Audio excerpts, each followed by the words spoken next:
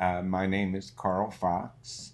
I was born in Cincinnati, Ohio, June 10th, 1958, and now reside here in northern Kentucky, and with my husband, Terry. And I'm Terry L. Bond Jr. I'm 56. I was born in 1967 here in northern Kentucky, and I don't know. I've been very fortunate, and I've gotten to travel quite a bit. We've both been to all 50 states, so we've been around a bit, and but this is home. And been around and around. And well, it's 8.5 years, and which is actually kind of interesting because it's just enough that there are generational differences in terms of his experiences growing up and coming out, and my experiences. His coming out was quite different than mine. Yeah. So, I'm he, him, his, I suppose. I am a male homosexual. And I guess he, him, his, and I'm bisexual. I think we've gotten pretty used to LGBTQ. It's gotten just just kind of rolls off the tongue for the most part. And though, I mean, we're old enough that I think he probably just remembers it when it was the gay, and then it was gay and lesbian, and then it was the bisexual people saying hey, and then the transgender people, and now even that 4 categories wasn't enough, and it's like, all right, yeah, okay. I do tend to get to say gay, I just, and I don't mean any offense to anybody. Really, probably within the past 3 years, I've been called on certain things because I wasn't using the right pronoun, or, and so it's a little tough when you're older. You get used to certain things and the way you say it. I certainly don't mean any offense to anybody, and it's been interesting though, because it's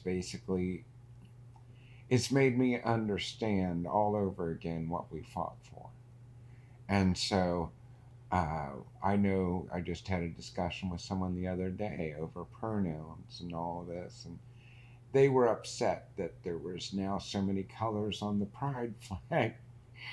And I just said to him, I said, well, in the end, the pride flag that we grew up with, the people that are young today didn't feel like it represented them.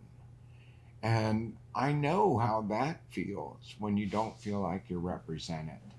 And so that's what I suggested to my friend. I said, can you understand that if they don't feel represented, that maybe just a few more colors might solve that problem?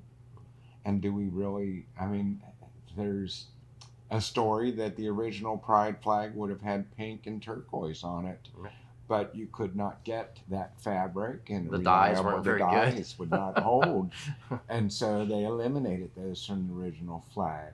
And I don't know that any flag is so sacrosanct that it can't be improved upon. We certainly have done that with the American flag. We've done it with every flag. So I'm trying to understand all the new things. But for me, if I start to get frustrated, that's how I look at it, that this is a whole new group. And in a way, that's what we fought for, was the right to be able to say, hey, I'm here, and I wish to be represented. I wish to be treated as a human being and in the way that I wish to be treated. I think that's wonderful, honestly. Coming out. You're coming out. My coming out? Yeah, because that was mid-70s. Well, yeah. The first person I came out to was my sister, and mainly because she had been going through my mail. And she confronted me one day and wanted to know why I was getting Blue Boy magazines at the age of 17, which was illegal. But I told her that I was gay, and she immediately told me that was okay, but I should never tell my parents because it would kill them. Because your parents were older. My parents were older, and I agreed to that. But then on December 31st, 1976, at about 11 p.m., I was very depressed. and I attempted suicide. I had decided that I was gay. I finally had figured out what I was, and decided that people that knew me or cared about me would be angry with me, or would no longer care, that I would make enemies out of everybody, and that I would become a pariah. After all, my father would speak about how evil homosexuals were, and the church would say the same. And so I attempted to cut my wrist that night. Now, luckily, I did not succeed. And after a few minutes, I looked down at my wrist, I had managed to create a cat scratch. And so I told myself, well, you've got to do it again. And in that time period of trying to get myself steeled to do it again, for some reason, I finally came to clarity and understood that it wasn't me that was wrong. It wasn't me that was broken. It was everybody else. And so I literally smoked a bowl of pot, thought about it some more, put some more good music on, and decided over about an hour or two that I wasn't going to kill myself because other people didn't like me, that they would just have to get used to the idea. And I came out the next day to all of my friends. Most of them did walk away. It wasn't, only one responded very badly, and somebody who I considered my best friend. And years later, he would try and make up. In fact, all of the friends that walked away at that time have come back at a certain point. But there's a lot of distance then at that point. And so I've never really reconnected with anybody that walked away. I still talk to them and I care about them very deeply. I think they care about me. But there was just too much distance and hurt, I think, when all of a sudden you're not getting calls returned. It was that kind of a walk away from most of them. They just, hey, what are you doing today? Oh, I'm busy. And so you finally get that understood. I made new friends and dealt with it fairly well. Unfortunately, years later, probably about, well, I guess that would have been almost 4 years later. My sister, I was living with her and going to college up in Dayton. And she and I got into an argument. And as a way of hurting me, she outed me to my parents, and in an awful way. She told a terrible lie. Basically said that she had come home to her house and found me and my boyfriend rolling around on the living room floor having sex. Which is not true. None of it was true. I did have a boyfriend at the time. We would watch the news, sit on the couch and hold hands and watch the news. Ooh. So, but back in those days, that from some was just sinful. Now, my sister, I don't think felt that way. I think she just knew that it could be used against me. And so I left her house, came down to my parents' house, and walked into the middle of it. My mother and father both sitting there, and my mother immediately, well, your sister called. You've had a fight. Yes. Well, she said that the reason you were fighting is because you were rolling around on the floor having sex with your boyfriend when you were supposed to be babysitting her children. Well, I was stunned. My father is pacing back and forth behind her. She's sitting at the end of the table with a cigarette in one hand and a drink in the other. And, is this true? Is this true? Just demanding from me. And I was angry. I said, no, it's not true. Oh, thank God, my father. Oh, thank God. And I said, I was in her living room, sitting on the couch, watching the news, holding my boyfriend's hand. Oh, my God. Well, it went on and on for several hours. My father, most notable things, he would just pace back and forth behind my mother, saying, oh, my God, we're all going to hell because I've raised a gay child. Said that he would pay any amount of money it took to fix me. Kept offering that over and over again. I kept repeating to him that I wasn't broken. And then my mother, she would go after me and then say, just get out of my sight. Well, I'd stand up and go to walk out of the room. You get back in here, sit down, I'm not done. Well, that went on about 4 or 5 times. I finally had enough of it. And I stood up and asked her, do you have anything else? No. I wanted to stay there that night, so I asked, can I still stay in my old room? Yes. And so that's how I was brought out to my parents. I spent the night, I left. I did not call them. It took 2 weeks before my mother finally called me. I found an apartment, and my mother contacted me. First thing she asked was, are you healthy? I said, yes, I'm healthy. Are you happy? I said, yes, I'm happy. Well, those are the only 2 things I asked God for when I was giving birth to 2 children, that I would have happy, healthy children. She said, I don't understand this. And I told her that I didn't understand it. And she said, well, if I was happy and healthy, that she would learn to accept it. And so I thanked her. And then I asked her how long, what about Dad? She just said, oh, your father's going to take a lot longer. And it did. It took my father years. Finally, after my mother passed away, actually, it was after my husband Greg passed away. It was at his funeral that my father came up to me and hugged me and told me that he knew what it was like to lose someone you loved, because my mother had already passed.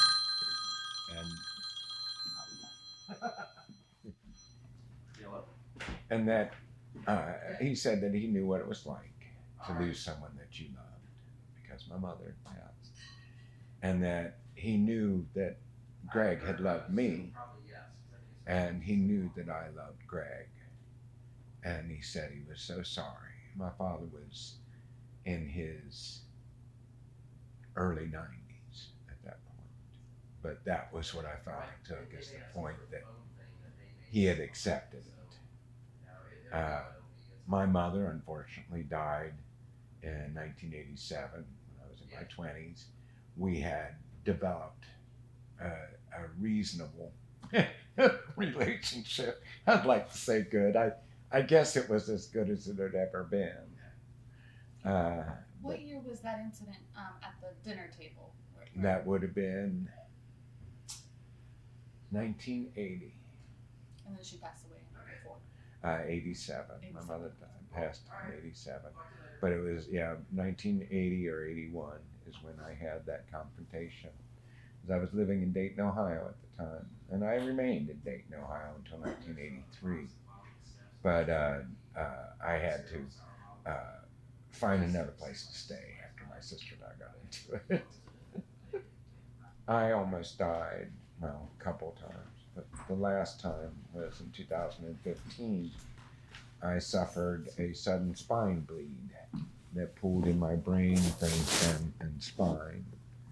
Terry found me on the bathroom floor, took me to the hospital, and I woke up at UC Hospital 2 days later, blind, paralyzed, and couldn't speak. The blood had pooled in 3 areas and had damaged my nervous system and spine severely. And it was also considered a traumatic brain injury. And so when I was coming back out of that, when I woke up, within a week or so, most of my family had come to see me. And at that time, I was not speaking to my sister that had outed me, and I was not speaking to my one brother, and had not spoken to him, either one, probably in 10 years. And my other sister I was having an issue with too. Basically, anybody that had been against my homosexuality, I'd cut off. And my one sister asked me, said, well, would you like me to contact your other brothers and sisters and, let them know, one, that you're okay, and, would you want to see them? I decided at that moment that I was going to let all of the past go in the sense that, I mean, not go so that you don't think about it. I think it's important that you remember the past.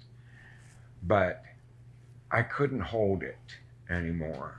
That anger and hatred, it's heavy, and it affects you in so many different ways. It took a lifetime to understand that. And so while my sister and I don't think we'll ever be very close, I do love her. I love all of my brothers and sisters. And so I don't want to be estranged from her. So have I forgiven her? Probably not. I don't know how you forgive something like that. But I've accepted that that is the way she was and is. And just put it in the mix, I suppose. Well, my coming out was a little better. I mean, it's a bit later. I think I was aware of my own bisexuality even as a kid. I mean, it's just kind of a basic understanding of it. It's just plumbing, it's just biological plumbing, innies, outies, who cares? It's like, it's more what's here and what's here that matters. And I think the very first couple people I ever went out with, they're two different girls I went out with in college. And even, the first date or two, you're talking about, this, that, and the other. And both of them were like, oh, I'm bisexual. And I was like, well, that's awesome. That's cool. Well, so am I. and it was funny because I think both of them were there was that pause of like, wait, what? Oh, well, okay. It was okay if I'm bisexual. I guess it's got to be okay if they're bisexual too. And there's always a strange little double standard between bisexual women and bisexual men, which is kind of, especially in the mid to late 80s with HIV and everything else. But those were the only kind of two people I actually really told anything about, because we're going out, and we're involved, and and that kind of honesty. And but once Carl and I started seeing each other in 1996, when he owned Rosie's Tavern, it became very clear. It's like, okay, if I'm seeing a gentleman as opposed to a woman, that I'm gonna have to come out. And the fortunate thing is actually my friends and family were actually very supportive in many ways. They wanted me to be happy, and this is somebody who was making me happy. And the two things that kind of came out of it, one was after about a month or so, Carl was like, you need to talk to have you talked to your family, have you talked to your mom and dad? And it's like, well, have you talked to your mom? It's like, so whenever I talked to my mom one evening and said, look, I was out. Yeah, and he wasn't gonna, he didn't want to be in a closet, which is understandable. And so I talked to my mom about it, and again, she was like, as long as you're happy, and when I came back that evening, Carl's like, well, did you talk to her? I was like, well, yeah, I talked to her, and it's fine, everything. Well, what did she say? It's like, it's okay. No. What did she say? What did she say? And I was like, well, her only concern was, isn't he a little old for you? And Carl just like, I was crushed. It's like, you asked. I was trying to be gentle. I was trying to. It's like, she's okay. It's all right. Never ask a question you don't want to hear the answer to. And the only other funny thing that kind of was at that same time, because hanging out at Rosie's, it was a very mixed bar, a little bit of everybody, and some of the gay people that I'd gotten to know, particularly the men, when I came out as bisexual, were kind of like, oh, that's a phase. It's whatever. 6 months, and I was like, no, I know who I am. And then so it was like the only real kind of pushback I ever got was for some of the gay men who were like, oh no, it's a phase, it's a state. And it was like, no, I'm pretty sure I know who I am. I know, but yeah, it's and so that's and again, that's a difference of being 8.5 years difference can be difference between coming out in the 70s and it was kind of mid 90s when actually I came out. There were people I talked to in the 80s, but yeah, and it's true too that bisexuality has its own ins and outs. You can pass, and you just focus on one part of yourself and not the other, and as long as you're doing that, society pats you on the head. You're a good boy, all right. And it's like after a while, it's like no, love is worth the risk of being your genuine self. And in my father's defense, just to sort of let you know that people can change. My father was born in 1907. A lot of people can't believe that. But my parents were older when they had children. My father was 51 the day I was born, and I was number 6 out of 7. So he had another one 5 years later. My mother, 44, the day I was born. Well, my father, for him to accept homosexuality, that was a big push for somebody of his generation. And so by the time he passed at the age of 98, he had met Terry at that point. At the end, Terry was helping us take care of my father. And my father enjoyed Terry's company. He liked to talk to Terry. And while I don't know that my father, it wasn't like him to say to you that I'm proud of you, or I'm so happy for you, or I'm glad that you found each other. That isn't really what my father was capable of saying. But I did feel that in the end, my father did accept us and felt that Terry was my companion, and that that it mattered, you know. And so in his own way, he had come to the point where he had accepted his son being homosexual, and that coming from the point where he's literally pacing back and forth almost in tears, sure that he and his whole family are going to hell because he had a homosexual son. It took decades for that change to happen, but it can happen. It can happen. Well, and it's ironic in many ways that I probably met his parents when I was in high school. Yeah. I was into fossil hunting. There's a group up in UC associated with UC called the Dry Dredgers. And so I was part of the Dry Dredgers, and his parents were as well. And so I'm sure I ran into him and hung out with him at some of the Dry Dredger There's no meetings. doubt It's about it. it's very funny. And I know It's- my mother would have loved him. Yeah, Absolutely. got along well. She would have thought he was just perfect. I lived in Quarryville up by UC when I was born, but we moved quickly over to North Avondale. The house wasn't big enough at UC. And then from North Avondale, we moved to Clifton. And that's where I probably spent most of my formative years, from 1965 till when I moved out in 1976. I certainly, that's where I learned that I was homosexual. I stumbled upon cruising at the park. And so I'm candid if nothing else, and you can cut this out if you don't need it or want it. But I was going home with men at the age of 13, 14 years old. I'd meet them at the park. And for me, it felt like somebody finally cared about me, because I felt like I was very lonely as a kid. I didn't relate with most of my friends. They were into sports. I was not. I was bullied a lot in school. And so I received, between first grade and sixth grade, I received 3 concussions and a skull fracture. And so being short, fat, and homosexual was a very difficult way to get through the Cincinnati public school system in the early 1960s. And so, you know, when I finally found an outlet that made sense for my obvious sexuality, I took it. And I think that in the end, I ended up learning a lot from that time. And so I only mention it because I know that it played a big part in my life later on. I went to Schwab Junior High School, was probably where I was going about the time I started discovering I was gay. As a little kid, we had campouts with the boys down the street, and you'd do little fooling around stuff. But I think that was done by an awful lot of people, not just homosexuals. So I can't say that was my first foray. But I think I knew from that point on that I was different. Absolutely knew that. And unfortunately, during that period of time, you had Anita Bryant was on TV all the time talking about how homosexuals were sinful. And she also sold orange juice.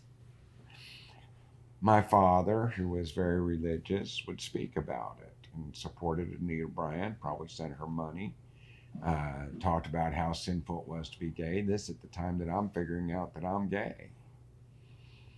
I think one of the first protests I ever did was probably when I was about 14 or 15.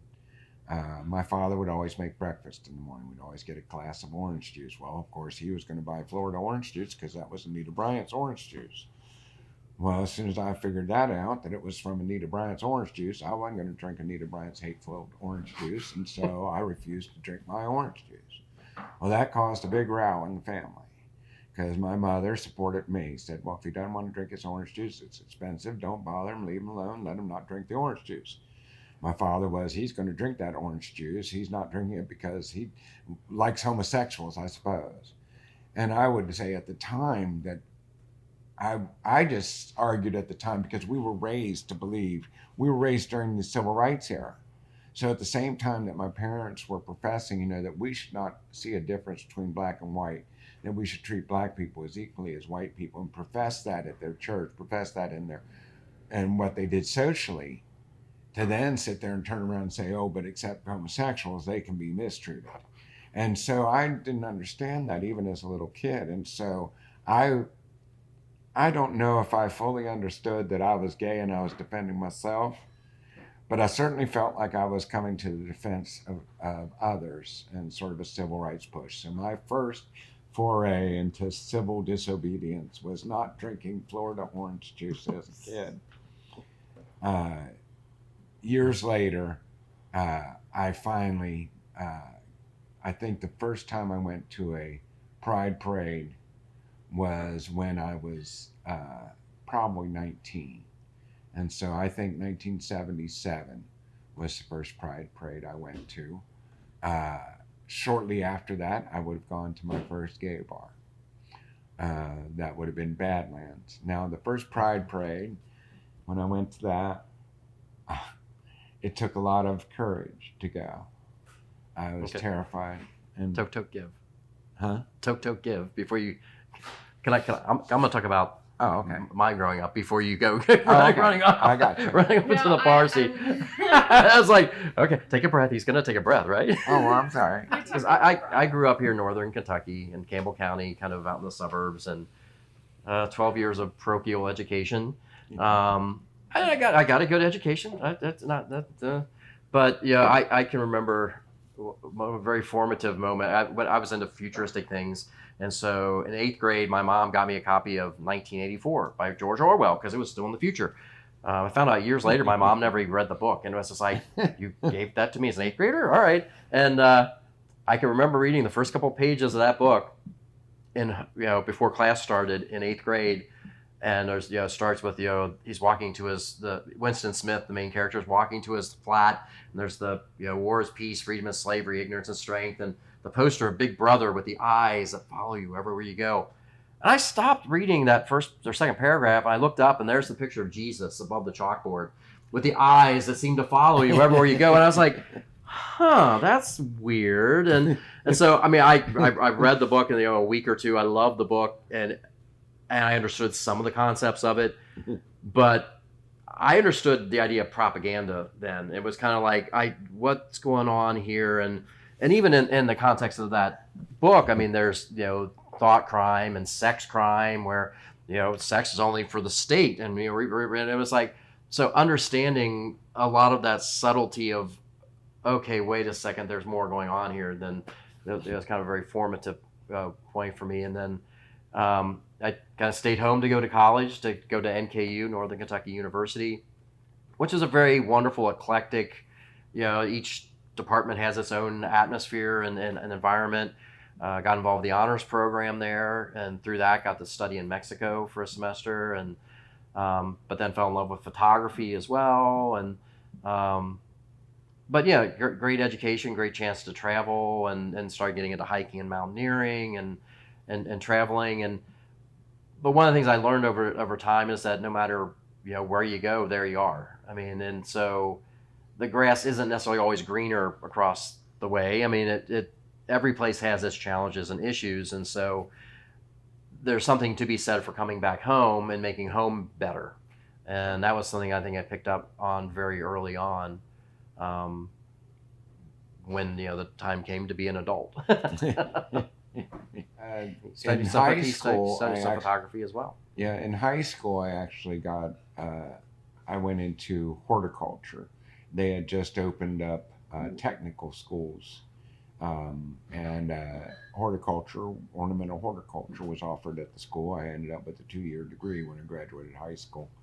But I injured myself badly about a year after leaving high school. And so the Ohio Bureau of Workers' Compensation offered to put me through school to learn a new trade. And so when I was injured, the Bureau of Workers' Compensation in Ohio agreed to re-educate me. And so I picked photography school and I moved to Dayton. Unfortunately, that time was the Reagan 80s, and I could not find a job to buy one. It was very tough times.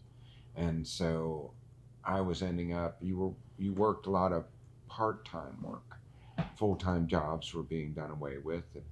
If you were full-time, they had to pay you benefits. And so that's when the whole push to do away with full-time work to avoid benefits started. So I had at one time 2 and 3 jobs up there, and then trying to do my schoolwork at the same time. It didn't work out, and so I had to leave school because of that. After that, I stayed in Dayton for a little while longer, but then I moved back to Cincinnati, Ohio, and ended up getting a job with the city of Cincinnati. And your schooling? Well, I went to NKU. I kind of covered NKU and got my degree, and spent 10 years working as a commercial photography assistant. And very eclectic stuff. And I also end up doing some work occasionally in Latin America, in Guatemala and Mexico, working as a field research assistant. And so that was kind of an ongoing, occasional thing to go globetrotting. Should I discuss my first Pride event? Either Pride Parade or your bar experience. I mean, because What year did you graduate from school? I graduated high school in 1985 from Newport Catholic, and from NKU in 1990. And I graduated from Aiken High School in Cincinnati in 1976, and then went to photography school in 1980 and 81. Well, the first gay bar I went to, because in the 70s, when I was in high school, we would go to different bars. I grew a beard at the age of 14, so you could get into most bars in Cincinnati at that time if you looked old enough. Not a lot of IDs being done, plus it was easy to get a fake ID. But at that point, I was still hanging out with my straight friends. I had not come out, and so I never would go to a gay bar. I was aware of them, but I would not go. After I came out to my friends in the spring of 1977, I decided that year I was going to go to a gay bar, and that was a big deal as well. I parked probably about I went to Badlands, which was located on Plum Street, between, I think, 5th and 4th Street on Plum. And it was a great place. You entered through the front door at that time. Years later, they would switch to the side door entry, way off the alley. And but I got up the courage one night and drove down, parked about 2 blocks away because I didn't want anybody to see my car by the gay bar. And I walked over to the Plum Street and was probably about a half a block away, and I noticed that there was probably 4 or 5 drag queens that were in front of the bar, and they were carrying on quite a bit, sort of hollering, and I don't think there was any problem. I think they were just having fun. But I was scared to death of drag queens for some reason. And so I literally turned around and ran back to my car. And then finally, the next day, I got up the courage, said I was going to go in no matter what. And so I drove back down, and there wasn't no group in front at that point, and so I wasn't afraid, and I went in, and it was just a magical place in a sense because I felt right away that I belonged there, and so I was being accepted, and so yeah, that was probably where I hung out the most, Badlands. Also, there was a bar called Spurs at that time. That was over on Broadway, 8th and Broadway, on 8th Street at Broadway. And then Darwin's had been a bar, but it had just closed right before I started going to the bars. And then there was, PJ's up by UC, I think is what it was called at that time. And there was the Alley Cat downtown. They had drag shows there at the Alley Cat. It was located in an alley. You had to walk back to the corner of an alley. It was a basement door to a building off of a back alley. And then there was Golden Lions. And then I think one other one, there was, oh goodness. There was two other ones. There was Shirley's Tight End. And then, oh goodness, I can never remember this one. It was a lesbian bar on Calhoun Street. It may come to me eventually, but those are the bars I remember when I was going out. But you were involved in a couple of bar raids as well, back in the day when they would raid gay bars. A bar raid, I guess that is something that nobody really these days would know what it was. But I was going to Spurs, which was considered the Leather Levi bar at the time. And I was in, once in there was raided, and then once, I believe, over at the Pipeline, as I think what it was called when that was raided.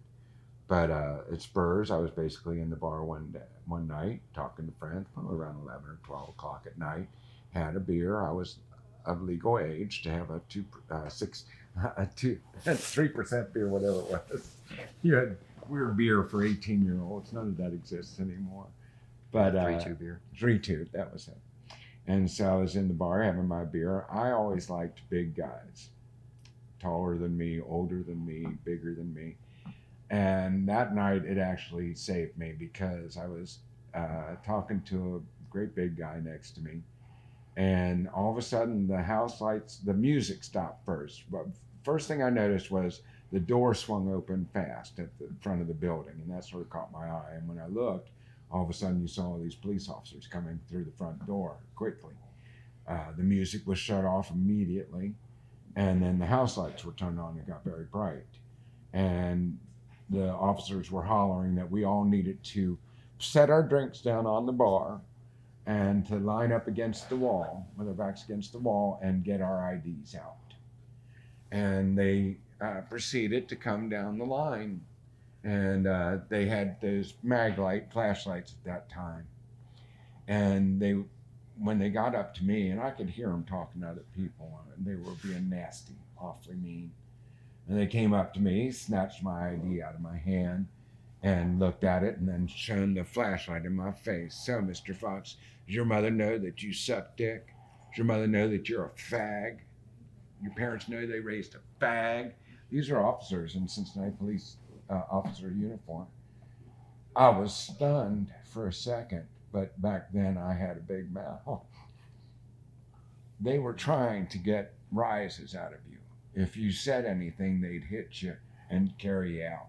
And then you got a real ass whipping. I didn't understand all that, but the gentleman next to me did. And as soon as I started to say something, his hand came up and covered my mouth. And it was hard. I remember my head being just pushed against that wall. He wasn't going to let me get a word out. And I was trying. And the officer laughed and said, yeah, your friend's saving your ass, basically. And went on down. And there was a couple people that ran out the side door when they came in the front door because they didn't want to be seen in a gay bar. You could lose your job. And anybody that ran was arrested. And of course, all their names published the next day in the newspaper that they had been caught in a bar raid. If they caught anybody underage or anything illegal going on, everybody was arrested. Luckily, the two I was in, nobody was caught that way. And the second one I knew. By that time, you just shut up, set your drink down, let them have their way, and then they would be gone. The music turned back up, get another cocktail, and go back to the party. But yeah, that was very common. That was around the mid '80s. Well, and sadly, a lot of the businesses, the large businesses, had morality clauses as part of the absolutely. job, and so if you got arrested in one of those establishments, it could cost you your job.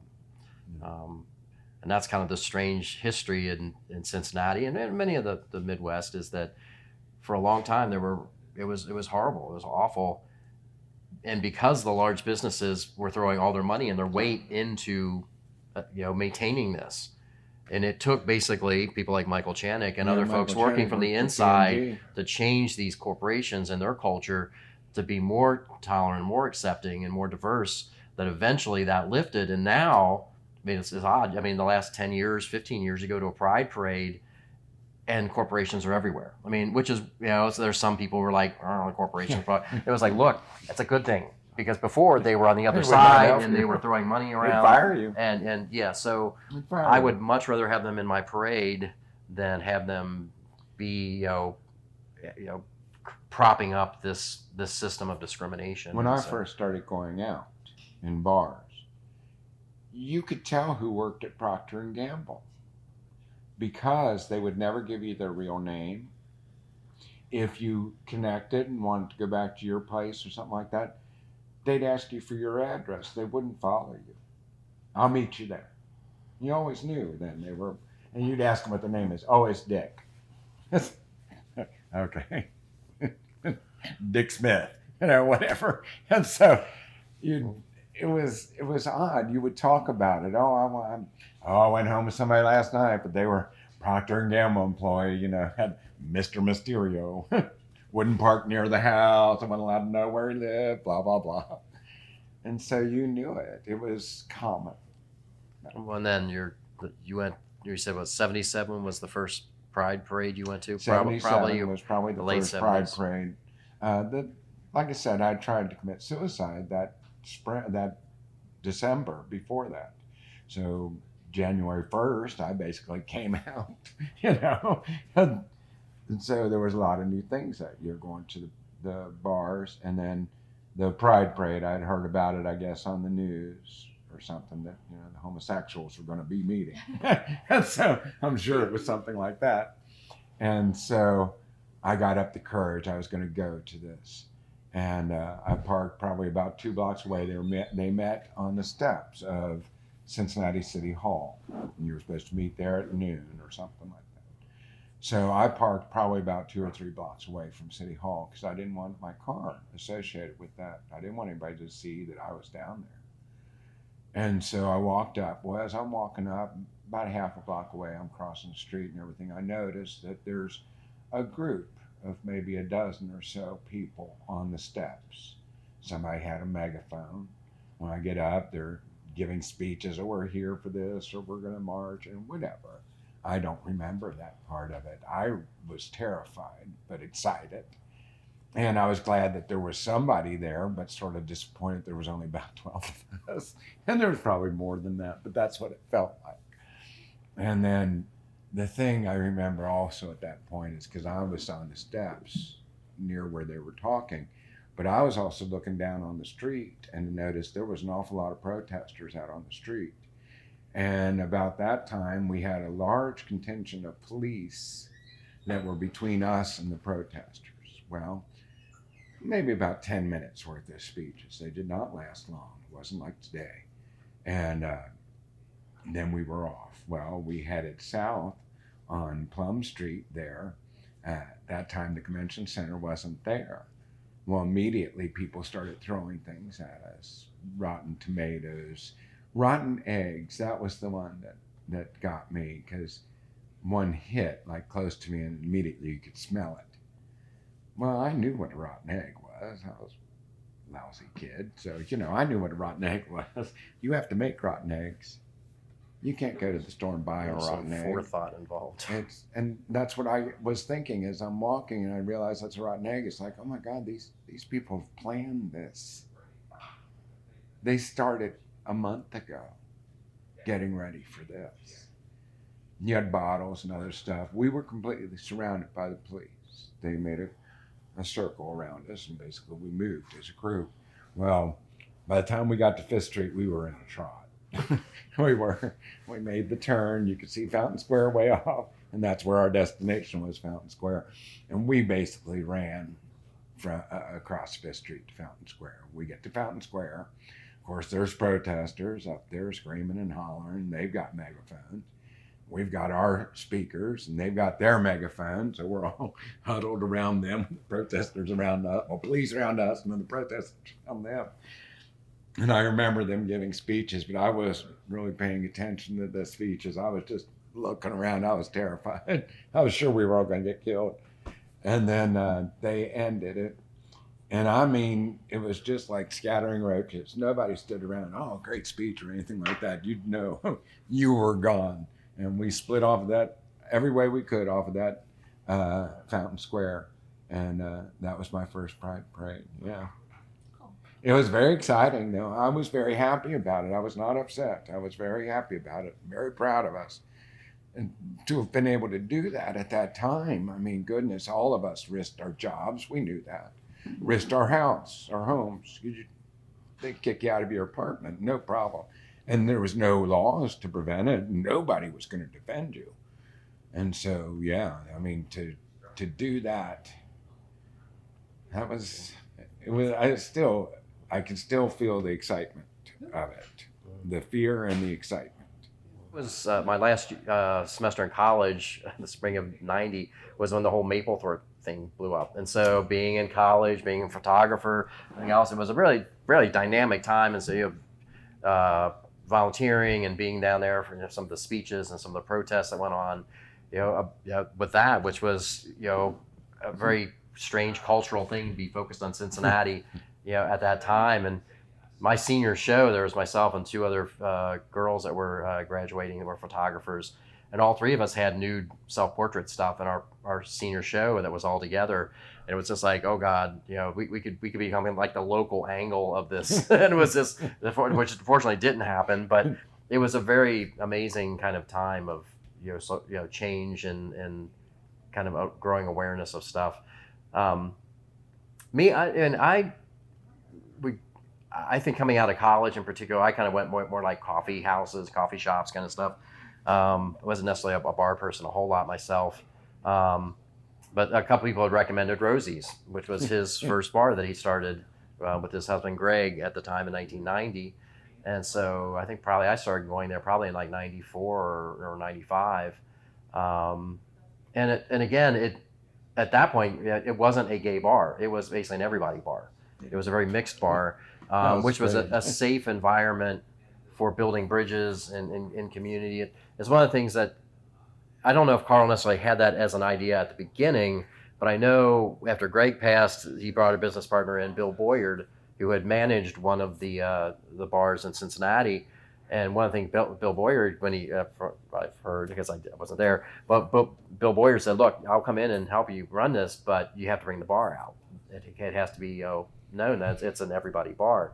And it serves a great purpose, and we continue that here at the Crazy Fox as well. It's one of the missions in a way, because I think it's important for any business to have a mission, more than just paying the bills and keeping the lights on and stuff. And it's about creating an environment where diverse people can get to know each other, because the prejudice that's out there is based on ignorance. And how do you beat that ignorance? It's by getting people to talk to each other and get to know each other. So the next time an issue comes up, it's not, oh, those people want something. It's how does this affect somebody who I've gotten to know, somebody I care about. And so it really broadens that circle, and it works. It works. I know, even to jump even a little further, is that when Carl sold Rosie's in 98, and we were together, about 2 years at that point, Carl was like, now's our chance to go to someplace more progressive, East Coast or West Coast. And I had a number of reasons. One, I had already traveled a fair amount. I knew no matter where you're going to go, there's going to be issues. I also had a younger brother who was, 20 years younger than I was, and I still wanted to kind of be in this area. But there's also an understanding of like this is the frontier. that if you can make a difference here, if you can change things here, it'll change everywhere. And so that's been kind of our goal and mission from the beginning, and it works. It's slow, and there can be pushback, and there's issues that can come up, but it's a necessary part of the process. And just as much as gay bars served their time when they were, because you couldn't get treated safely anywhere else, and you couldn't have a sense of community anywhere else. Now it's, we've gone through a stage of needing to broaden the community and now be more inviting. There, group of people every once in a while will talk about the good old days, and wouldn't it be nice to have a gay bar like they used to be, these dark, seedy little places and everything else. But it's like, that means you're going to be turning people away, and who wants to do that? I mean, no. And so that's something that needs to be understood. It's something you gain some things, and there are some things that you lose, and that become part of the history and the journey that gets you to where you need to be. And I'm going to tell some dirt on the bars. You said that some old queen gave you the dirt. Well, I'm going to give you the dirt too. Because what he's talking about reminds me of some of the things that used to aggravate the hell out of me early on.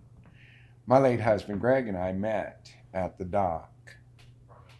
But within a year, and I guess I knew this was going on, just accepted it. It was known at that time that gay men and lesbian women, we weren't hanging out. We wanted our separate spaces, and we had them. Spurs, which was owned by Dale Dissinger, rest his soul, and he did a lot of good things. He was not good about equality. And so if a woman came into Spurs, she had to have a dress on.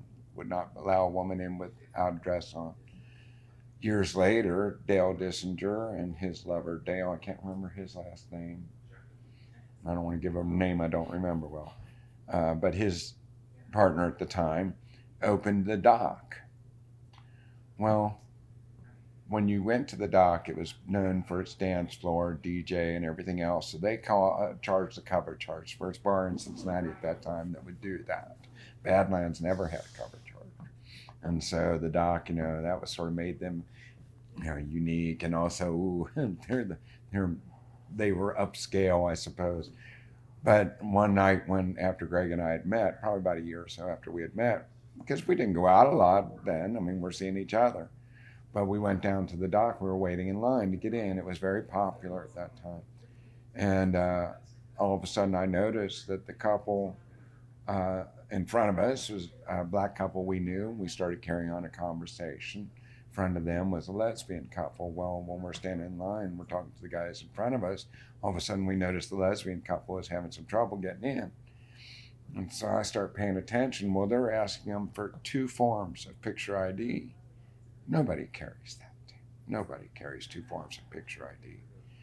And so when they didn't have it, they refused the entrance to them and they left. Well, then our friends, the black couple, stand there at the door to the dock, and they go to pay. They asked them for 2 forms of picture ID, or they weren't going to be allowed in. It was well known that the dock did not want women or people of color in there when they first started. Now, when I told that to people years later, they would argue with me, get very upset. Oh, no, it's very inclusive now. Yeah, now. But it wasn't when it opened. And that was very common in gay bars, that they would require women to have dresses on to come in as a way to discourage women from coming in.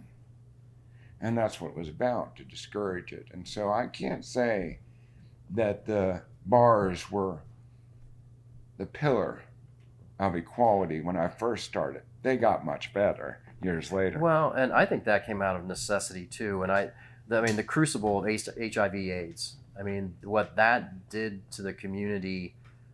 I mean, the sheer horror of how much it took from our community in terms of the best and the brightest of an entire generation, but it also caused the community to have to organize and rally. Some of the lesbian couple, lesbian community that wasn't nearly as affected with HIV as the men were, still were there. I mean, they were very instrumental in helping organize things. And well, they also were the guards. Yeah. You'd had the earlier Pride parades, the Dykes on Bikes. Yeah. When they showed up, you knew everything was fine. There was not going to be a problem because nobody would mess with the Dykes on Bikes, so they were security. And so issues like that of sexism and racism, I mean, those things fell away. I mean, it was like, no, look, we have to pull together. And that also forced the community not only to organize itself, but also to reach out beyond itself and to understand you need to have allies.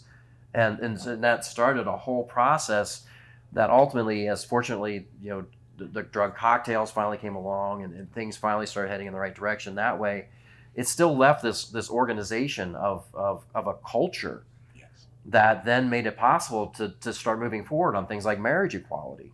And to me, I personally I don't think we'd have marriage equality if we hadn't have gone through how horrible HIV/AIDS was and the transformations that made to our culture. Yes, I agree with that.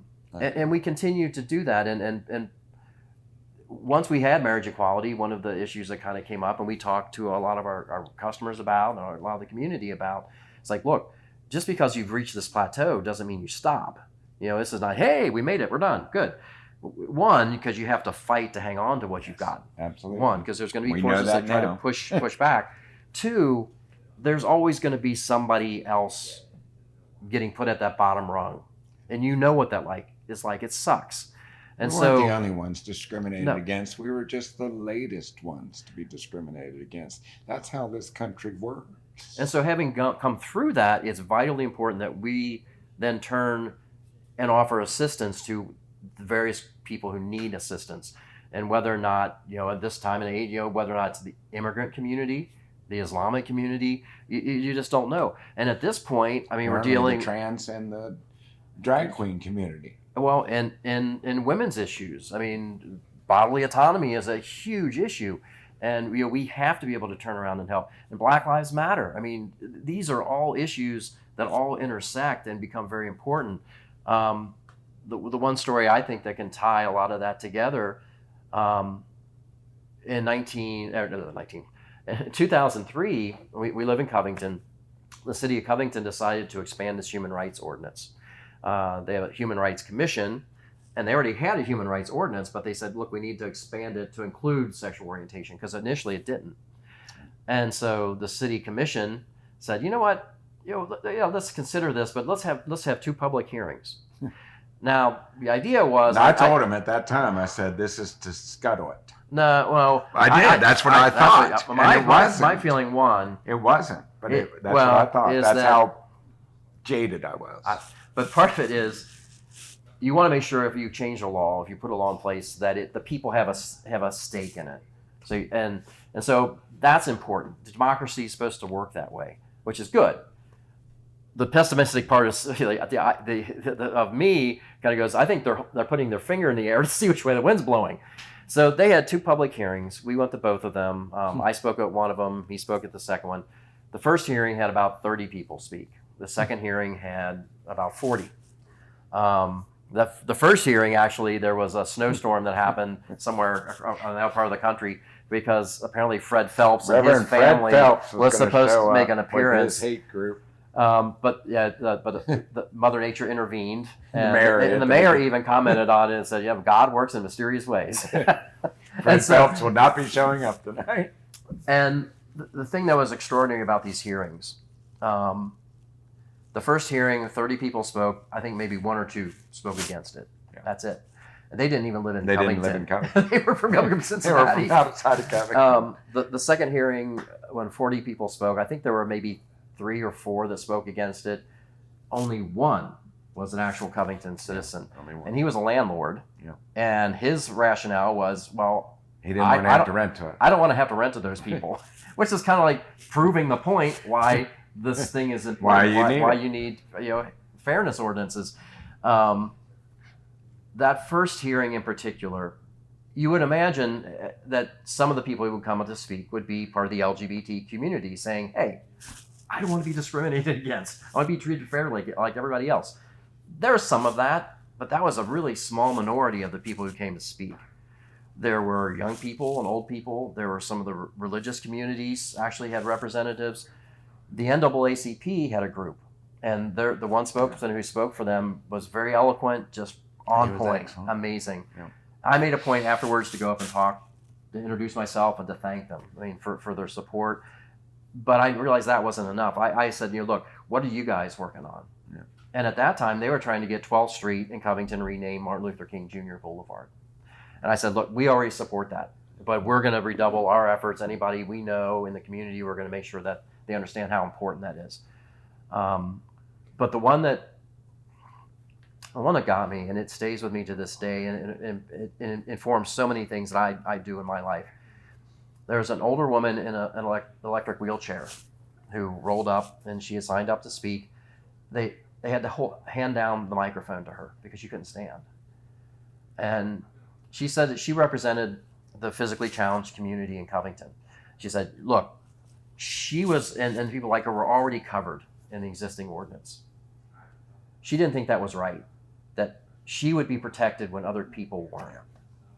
That one was the one. And it was like, I mean, this woman whose daily struggles I can't even begin to fathom, and to take the time and energy to get to this hearing and to fight for my rights, that it blew me away. And that was such a transformative moment. When the time came for the city commission to vote on this, it was unanimous. They voted it unanimously. And they made a point of saying, look, Cincinnati at that time still had Article 12. It's like, keep that over there. We're going to be different over here. But that really reinforced to me how important it is that if I stand up for you and you stand up for me, and we stand up for those people over there, and then all together we stand up for those people over there, it's us. It's all of us, protecting each other, fighting for each other, pulling for each other. We become the blessed community. And it's wonderful to see, to be part of. And it happens here. It's happening in the Midwest. It's happening in our hometown. And to be part of that. And so it's imperative that we continue that process now more than ever. There are always going to be forces trying to break us apart, fractionalize things. We have to be able to find common ground and work with each other and for each other. Now I can tell another good story. Which went that? The neo-Nazi death threat. Oh, God, yeah. Because one of the things, and I think that's what I've kind of learned over the years, is that, Carl, especially when you own Rosie's, kind of learned, look, and that's kind of came out of HIV/AIDS as well. Silence is death. Invisibility means you get marginalized, you get forgotten. You have to speak up. You have to be. And so over the years, a number of the reporters kind of realized that, hey, if an issue came up, Call Carl. Call Carl. He'll be the poster child. He'll be interviewed. And so in the early 2000s, when marriage issues became part of this debate, and the demographics on that were bad at the time. It was 30-70. I mean, the demographic, it was bad. There was a lot of groundwork that had to be done, and we as small business owners and as individuals, we kind of put ourselves out there. So Carl occasionally would get interviewed, particularly more him than me at that point. And apparently someone took umbrage to that. And in late 2003, sent a letter here to our business. It was when the anthrax letters were going. It was about around. A year after the anthrax letters. No, they were still going because that was the height of the news. And I was in here opening the mail one day, and I picked up the letter. I grabbed the mail, I was sitting there having my coffee, picked up the letter, looked at the return address. It was a swastika. And that's never good. I immediately dropped the letter, and I called the police because I felt it was a threat just by that. And I honestly didn't know whether it was going to be full of anthrax or whatever. And so I called the police and asked them, told them what was going on. They came up, they responded to the bar, and they asked me if I had opened it. I said no. And they looked at me like I was crazy. Said, well, you can open it if you want to. So they picked it up, and I walked over. They were at the bar. I literally walked up to the top of the steps, and I said, okay, now you can open it, because I didn't want to be around it. And so the police officer, they thought I was being overly dramatic, but they opened the envelope. He literally tapped it upside down to show me there was no poison in it. And he asked if he could take it out. I said yes. Asked if he could read it. I said yes. And so I watched the officer, and as he's reading it, I could see the blood drop out of his face. He became very pale. And then he looked at me and he said, "Do you want to press charges?" And I You're said, probably going to want to file charges. I said, "Is it a threat?" And he said, "Oh, yes." And I said, "Well, yeah, I guess." And the letter had wording. It was a copy of a letter, a bad copy of it. But on one side there was writing. On the other side of the letter was a cross, a Christian cross. And over the cross part was a swastika and said Wendapunk. Well, I don't know if Wendapunk was on the cross. Wendapunk was on the address. It was on the address as well. And then the letter went on, basically was addressing you. We're going to burn all you out. You've been targeted for extermination. You have been determined to be an enemy of the American people. Of the white race. Of the white race. And so you have been targeted for elimination. You should grow a pair of eyes in the back of your head because we will come and get you, blah, blah, blah, and went on and on. And in the wording area was a shadowy figure holding a gun. So basically, as you're reading the thing, the gun is pointed at you. And then at the bottom it said, "This bullet's for you." And so the police, they filed the complaint. And as they were leaving, I said, "Are you going to contact the FBI?" And they said, "No." "Why?"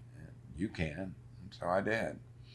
Well, then the FBI got involved and hit the news. Well, what happened was that we were like, look, let's let the police do their job. We'll let our bartenders know, kind of let a very tight circle know.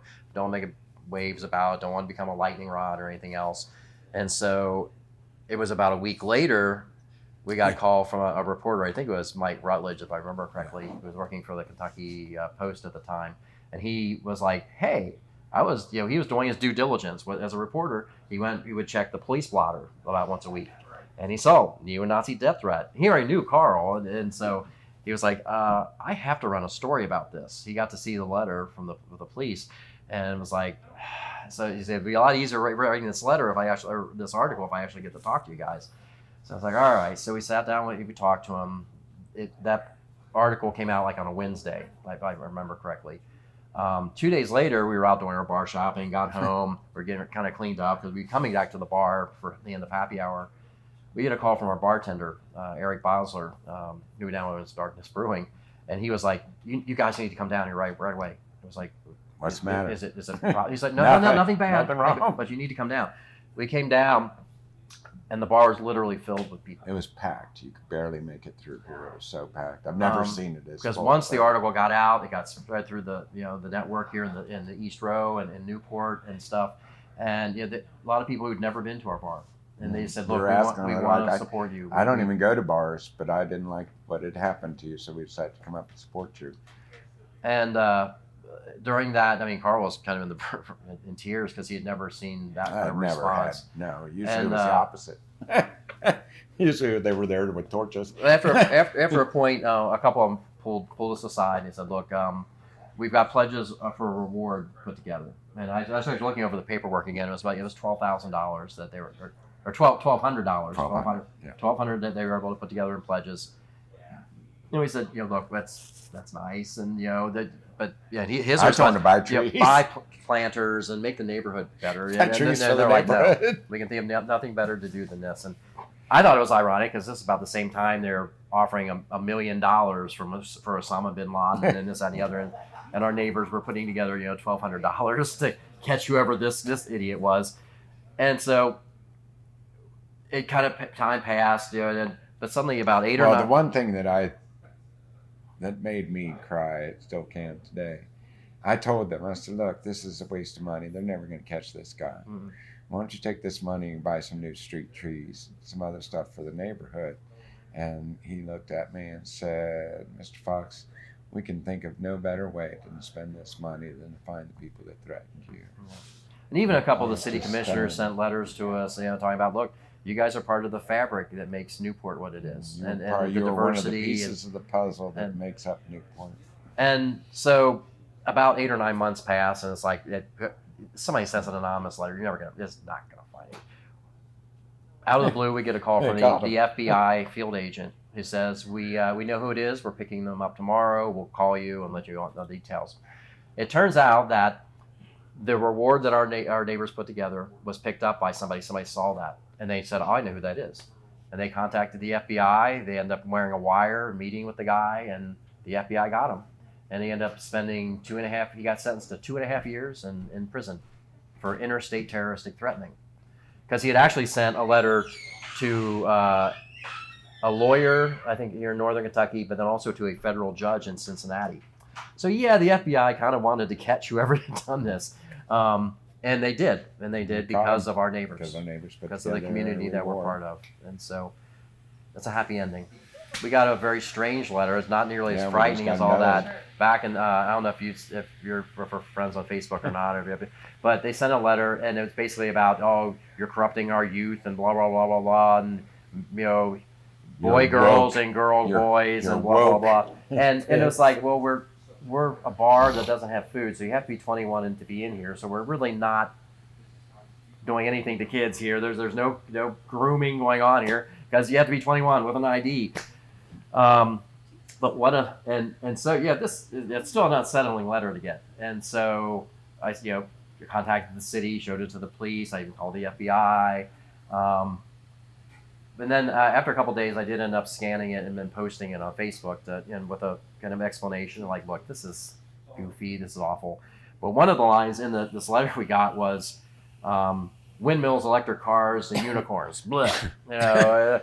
It was like how are these things connected? And there's all kinds of misspellings and grammar mistakes in this. And we made t-shirts. and it was like, you know what? Yeah, let's make t-shirts. I mean, it costs $12 to have them made. We're selling for $20.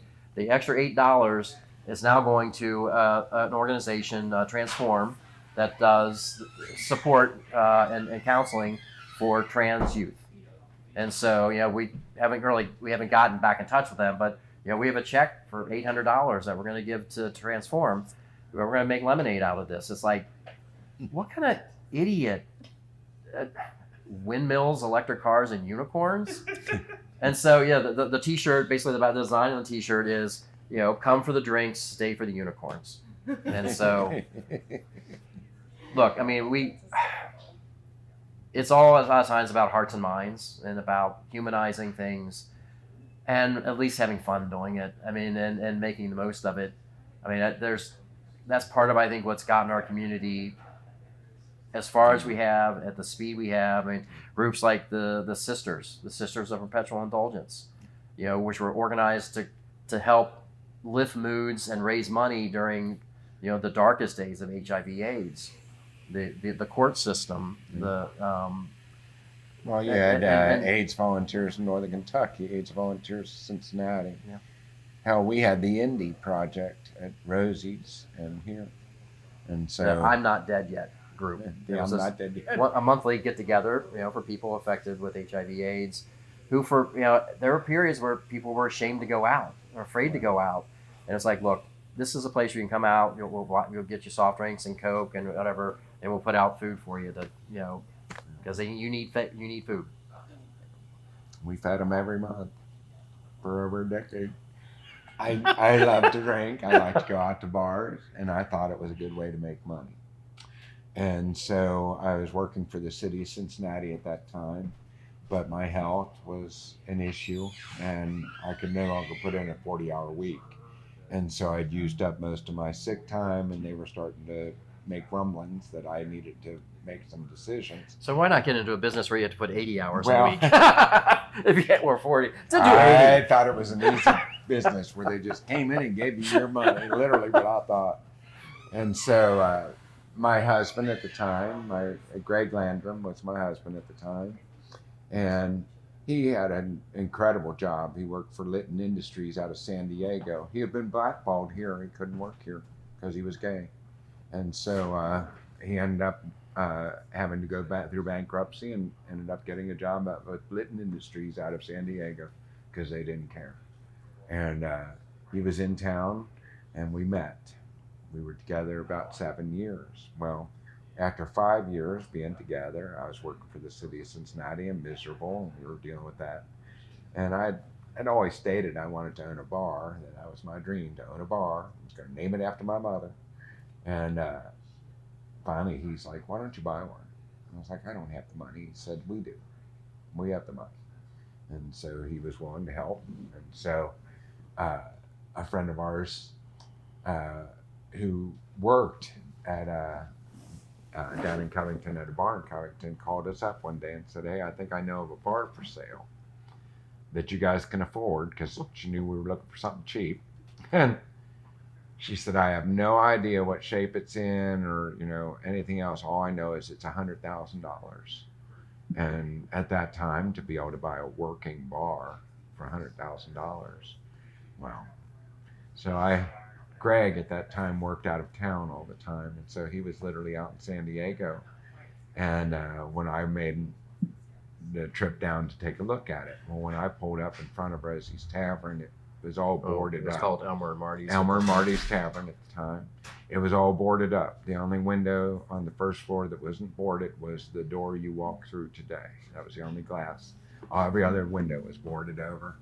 And I pulled up across the street and was sitting in my car, and it was broad daylight, middle of the afternoon. And about that time, the door busted open, and these two big hillbillies came rolling down the front steps, beating each other up. And so I was afraid to get out of the car. But I looked at the building and saw that it was a 4-story Italianate building that had a lot of potential. And it was $100,000 for everything, and that was cheap. And so I cashed in I went home, called up Greg, and I said, well, I found the bar. He said, well, okay, where is it? I said, well, it's in the Covington Main Street. I said, but it's like off the main. I said, but it's a good area. Oh, yeah. What's it look like? And I said, well, it's a 4-story Italianate building. It's all boarded, but it could be really brought up nice. Oh, well, wonderful. What's the bar look like? And I said, well, it's a 4-story Italianate building. It could really be made nice. And he said, I mean the inside. And I said, I'm afraid to go into the bar. And so the night that I told him I wanted to buy it, he said, so you want to buy a bar, but you're afraid to go in. And I said, yeah, but I figured when you got back, we'd get a group together and we'd go over its gang.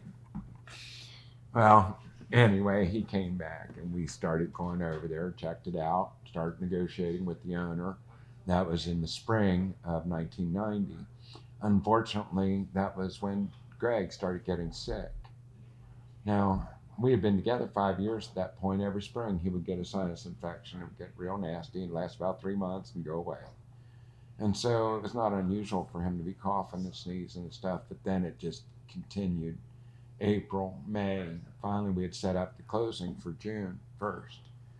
And I'd been begging him to go see a doctor. He wouldn't go. Said it was just sinus infection. Well, unfortunately, the day that we were to close on Rosie's Tavern, I woke up about 5 a.m. and Greg was just sweating in the soup. Like he had 105-degree fever. Didn't know who I was. And so I knew that your brain dies at 105. I knew that. My parents, my mother taught us all that.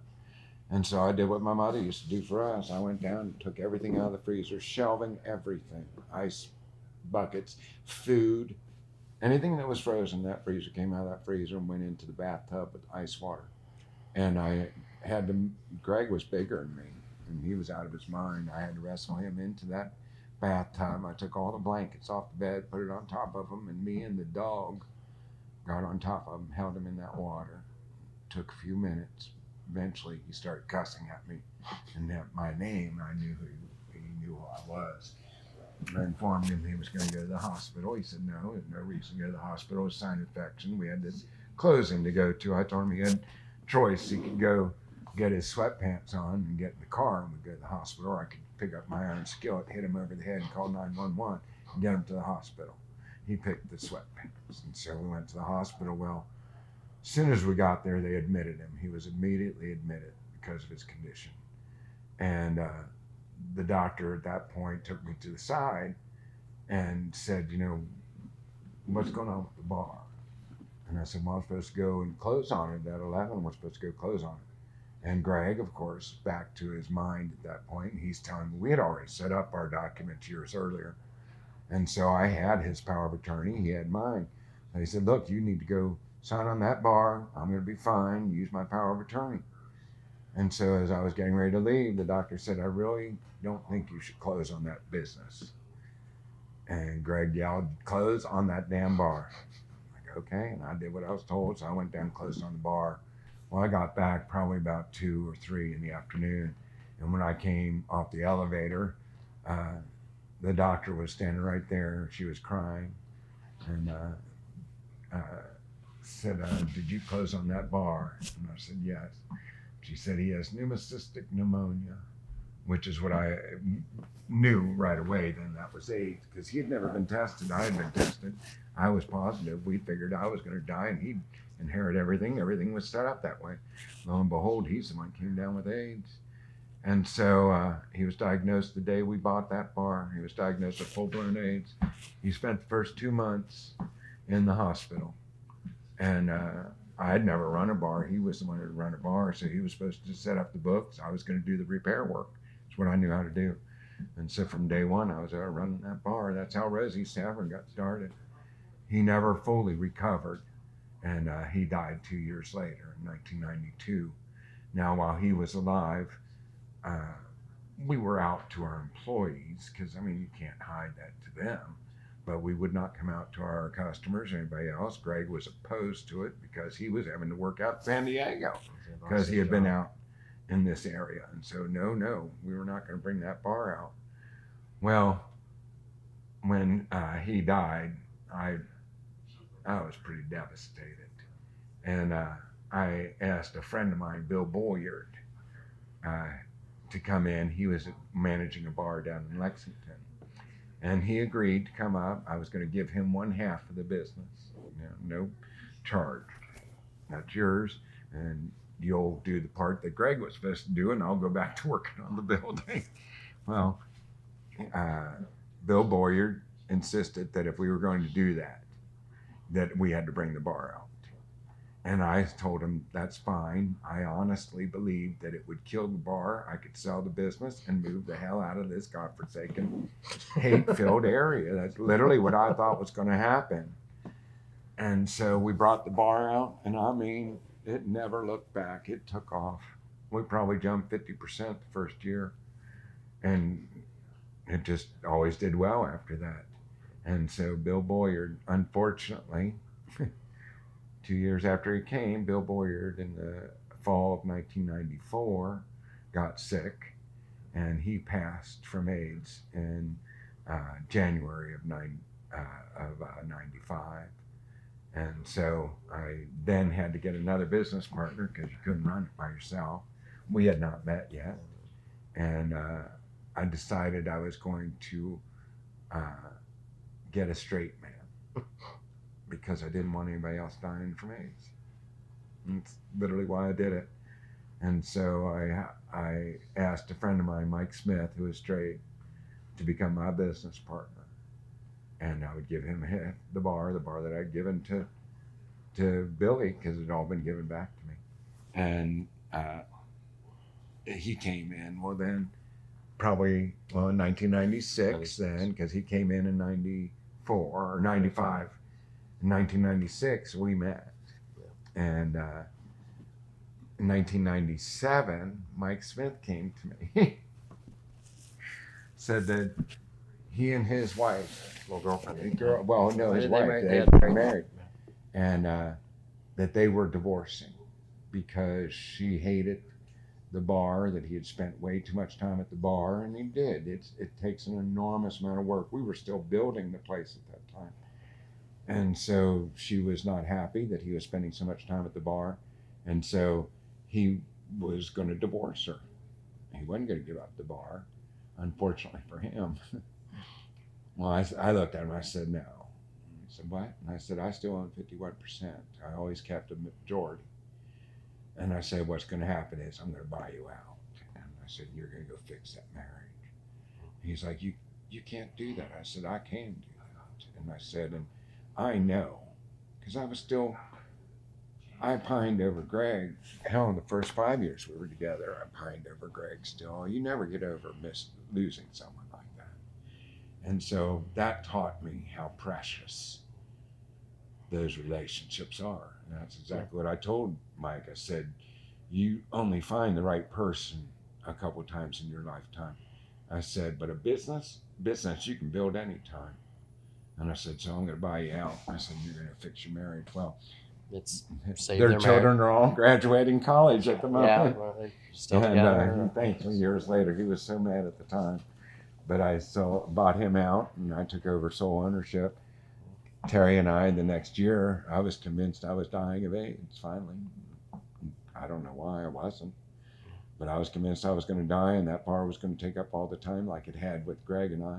And I wanted to spend my time with my husband. So I said, hey, I'm just going to sell the bar. We'll invest the money, and I'll retire, and we'll be together more time.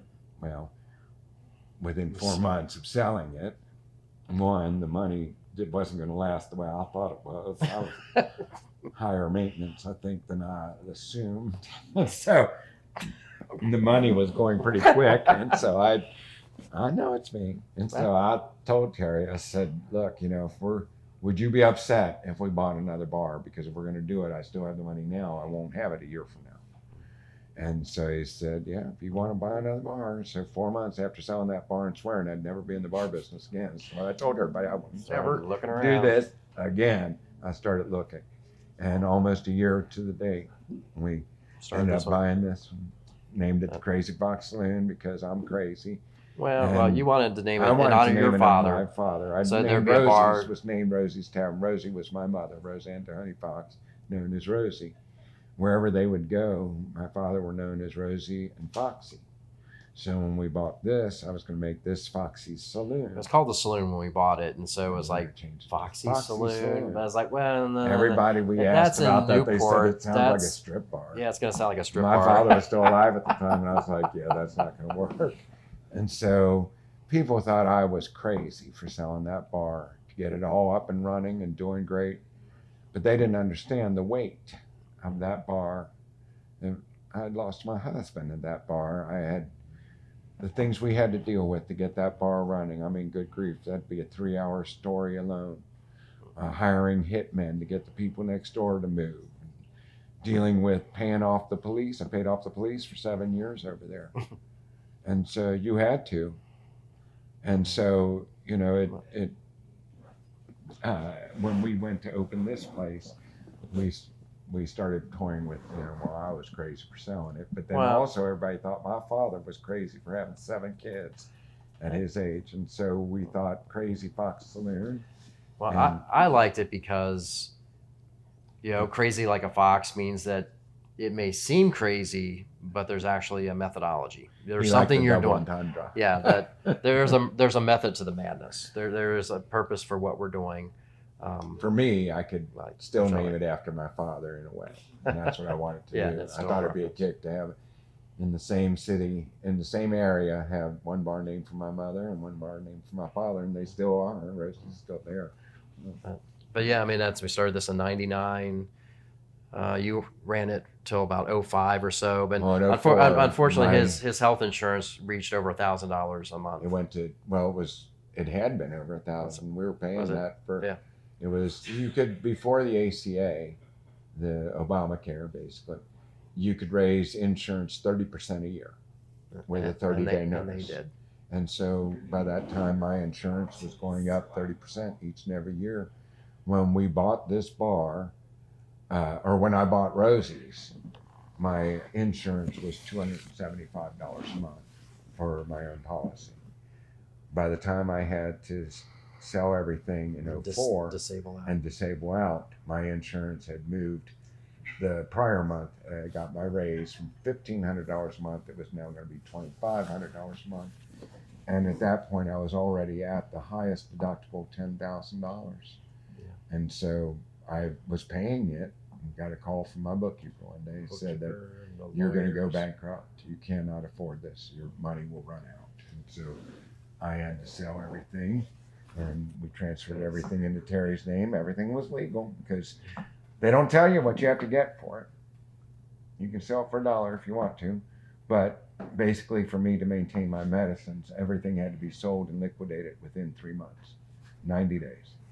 And so my entire life savings, my 2 retirement accounts, 2 pieces of property, 3 automobiles, everything I ever owned. I'm allowed to have $2,500 in personal possessions. That's clothing and furniture. And I can have a car worth, well, actually, they've changed the car. I'm not sure what it's now. But at the time, I could not have a car worth more than $3,500. And so my 58 Coupe Ville was valued at $7. So even it had to be sold. So I've been running the business since Right, 05. everything since then. And it's our baby. You know, every year we get another project or two done. We got the business paid off in 2017. Yeah. So Yeah. It's funny because we're getting ready to get married in June. This will be our 4th marriage. 4th and hopefully final time. And we hope our final one. We have been married 3 times, divorced once, and are now engaged to get married again. To each other? Yes. Yeah. It's No, but it's a gay thing. It's an LGBTQ. It's a gay thing.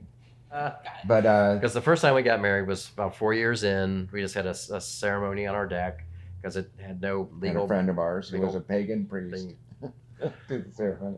And then when the state started legalizing it in 2011, we went up in October and got married in New York. When New York in went, I Central asked him Park. to marry me again. He said that he would, but I had to make sure I wouldn't lose my medicines if we got married, which I contacted them, made sure wouldn't lose my medicine. And I had to promise that I would not make him marry me a 3rd time because he was When it sure that when the Supreme Court did finally rule, I was going to insist on a 3rd marriage. And I said no, that I would accept the 2nd marriage because it was legal and that we would have our paperwork from New York, which would then be able to be registered in Kentucky once the Supreme Court ruled. And Then the Supreme Court ruled, and a good friend of ours, the Justice of the Peace in Kent County, Steve Hoffman, and over the years he would say, when it's legal, I want you guys to be the first ones I marry. And it was like, okay. And so that morning when the Supreme Court ruled, he's on Facebook. It's like, you guys are coming down, right? It's like, he came and woke me up. Okay, come on, let's go throw our tuxes on. He's not going to marry any other same-sex couples until he marries us. I'm telling it how it happened. I'm telling it how it happened. He came in and woke me up because did not believe that the Supreme Court did it. I thought they were going to rule against us. And so I would not get up that morning. Terry got up. And so I was sleeping late. And Terry comes in and woke me up. Said they did it. And I didn't know what he was talking about. I said, what'd they do? And he said, well, the Supreme Court. Oh, goodness. Really? Yes. Oh, well, I'll get up and come out and have some coffee and we'll celebrate, And so I probably fell back asleep. And a few moments later, Terry's waking me up. Get up. You got to put on your tuxedo. What? But you made me. I know what I made you promise.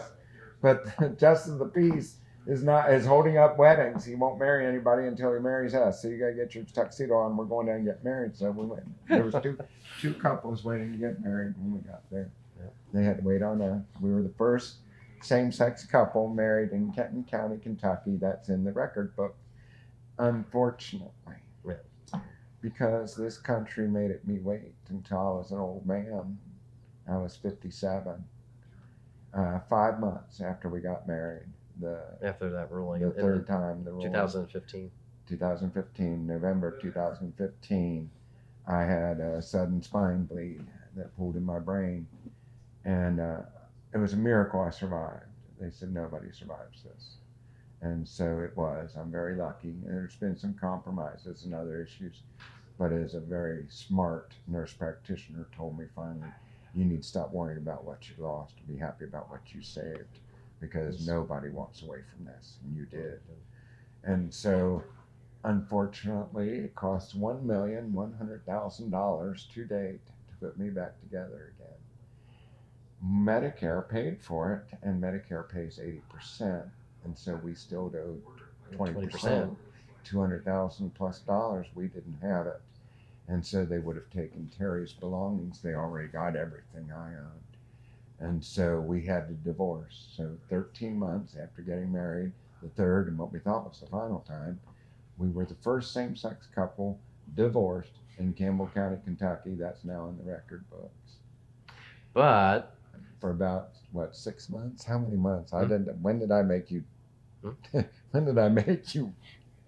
Well, no, but we knew that when you turn 65, Yes, we there's a can get- window where you can get the supplemental insurance that we they could cannot afford. deny it. But unfortunately, they would deny him at, prior to that. And so this coming June is when he turns 65, and so we can get married again. We were at Costco one day, and I had, everybody that knew us knew what was going on, or pretty much knew, but somebody on Facebook.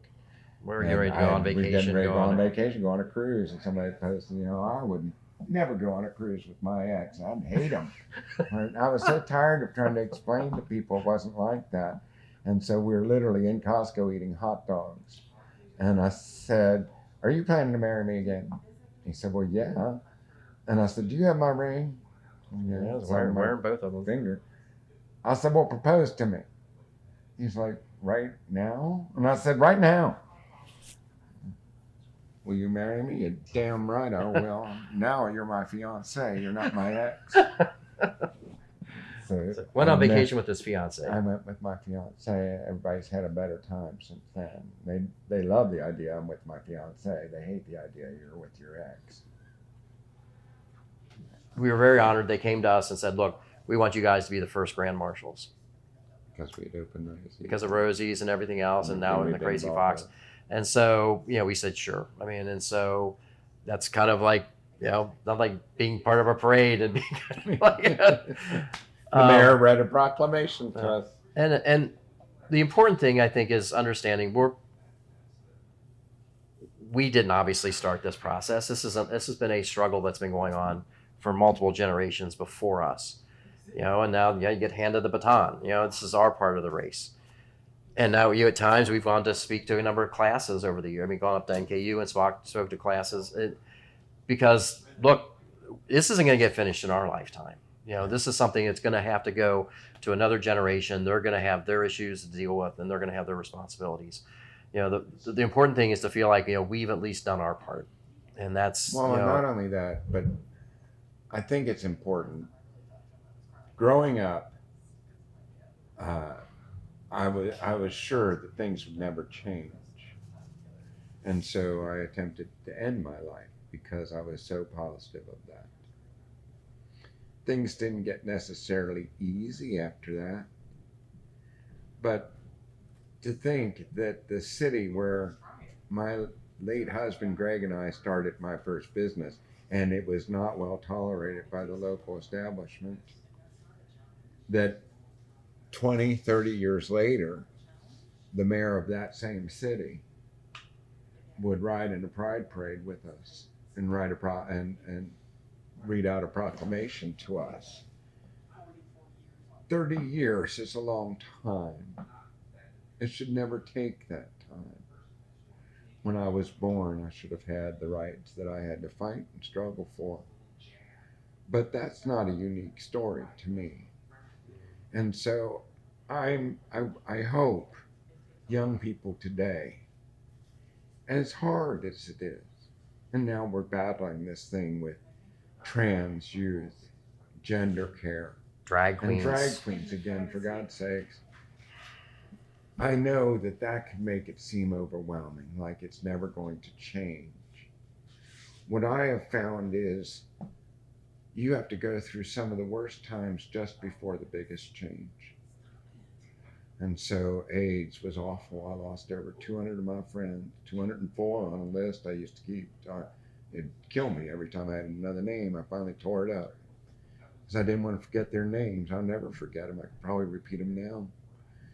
But I mean, when you're going through that kind of a Holocaust, you don't believe it's ever going to end or ever get better.